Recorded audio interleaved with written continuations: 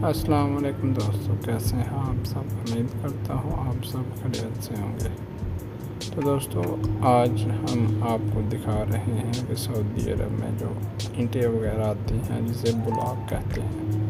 पाकिस्तान में तो बलाक आते हैं और उनको उतारा जाता है, ईंटें आती हैं, और सऊदी अरब में तो बलाक आते हैं। इस वीडियो में मैं आपको दिखाता हूँ कि ये बलाक कैसे उतारते हैं। ये सऊदी अरब का शहर है तुवल में बलाक कैसे उतारे जाते हैं वो मैं आपको दिखा रहा हूँ।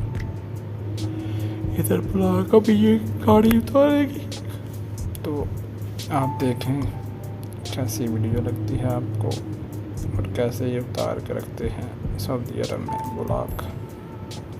इसकी वीडियो एंजॉय करें, उम्मीद करता हूँ आपको ये पसंद आएगी। मेरे साथ जुड़े रहें, चैनल को भी सब्सक्राइब करें, वीडियो को भी लाइक करें। अल्लाह हाफिज़।